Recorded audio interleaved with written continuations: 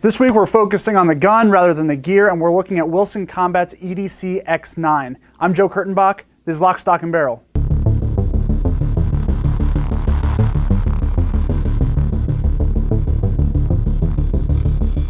Wilson Combat, probably best known for their custom 1911s, is no stranger to making the news, making waves with exciting new products. But in the last couple years, there may not have been a more exciting introduction, at least among people who shoot a lot, than Wilson Combat's EDC X9. And that's because you're getting all of the ergonomics and that great trigger of a 1911, that single action trigger, paired with the capacity and the chambering as well as the overall dimensions of one of the most popular EDC handguns, the Glock 19. So basically you're getting a double stack 9mm, but with all the upgrades and ergonomics of a 1911 platform.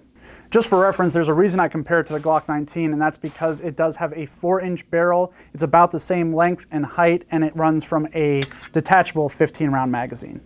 Now, the inspiration for the EDC X9 came when basically Bill Wilson knew he needed to get into the double stack market. That's where the EDC market's going, and that's the market he's been serving and is passionate about basically his whole career. Guy's a great competitive shooter and has done a lot of competitive shooting, but let's face it, right now gun sales are all about concealed carry. So knowing that, he didn't want to just enter the 9mm double stack market with another polymer framed Wonder 9. He really wanted to do his own thing, and what does he do well? 1911s. Now, the EDC X9 isn't exactly a true 9mm 1911. In fact, the inspiration for it came from the Browning BDM, which is kind of a high power style. It was an American-made firearm in the 90s. Browning made it, and it was kind of a high power style firearm. Double stack 9mm. He also took some inspiration from the Astra A70, which is another 90s vintage semi-automatic handgun. It's from that Spanish maker Astra, and it was a single stack, but it had really good ergonomics, and it was kind of a blend of a Browning and SIG design. So combining some of the features of the 1911 as well as the kind of minimalist frame of the BDM, what that gun did is it had a very unobtrusive frame which allowed you to get in for a lot of maintenance, but also accommodated a double stack magazine.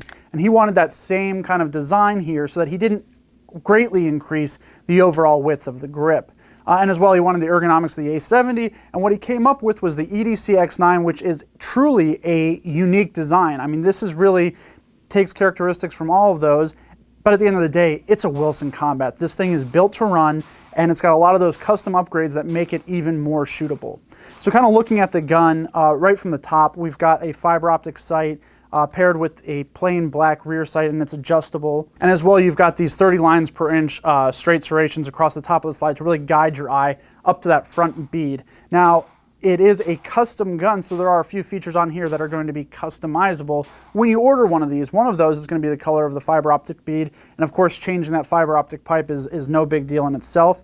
As well, you've got these grip panels, and I'll show you more of these when we disassemble it, but these you can get a color option, and then to really improve the feel of the gun for each individual shooter, you actually get a choice of 3 different trigger lengths, small, medium, and large, or short, medium, and long.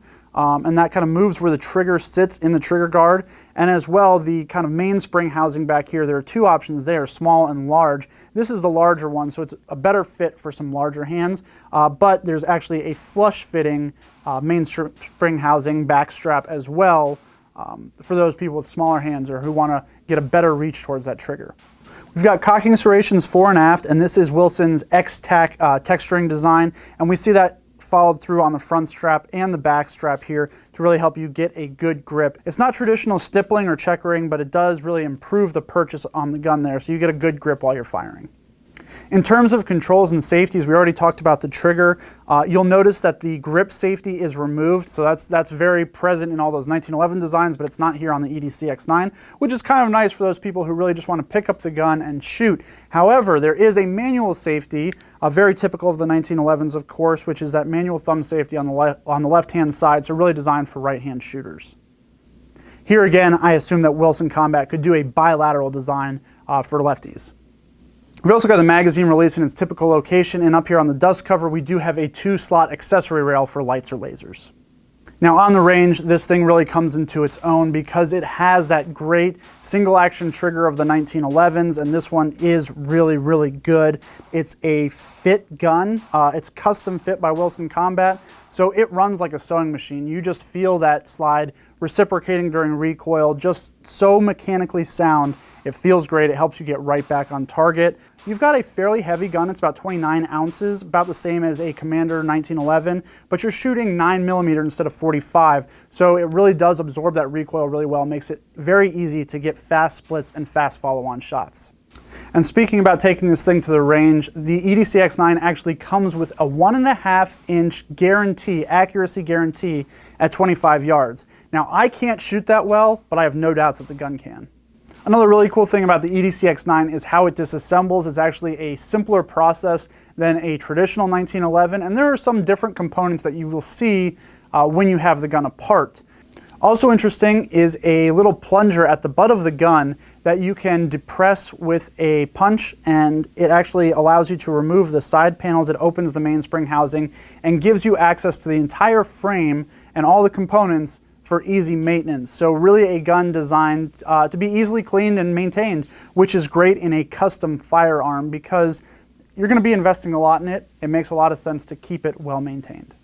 Now finally, it's important to note that the EDC X9 is definitely a gun designed to be carried and carried a lot. So to that end, Wilson Combat does offer quite a bit of custom leather as well, holsters for the EDC X9. Other makers are also starting to catalog the EDC X9.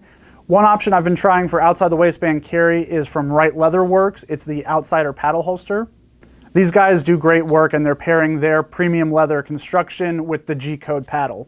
For inside the waistband carry, I actually got a AIWB holster from JM Custom Kydex. They're one of the few Kydex companies that I've seen actually cataloging the EDC X9, and one of their signatures is including that neoprene wedge, which especially in the appendix position makes the holster more comfortable to carry all day. So a couple options out there, and there are more coming. So for more on the Wilson Combat EDC X9, you can go to wilsoncombat.com. And of course, for the latest guns and gear, stay tuned right here at AmericanRifleman.org.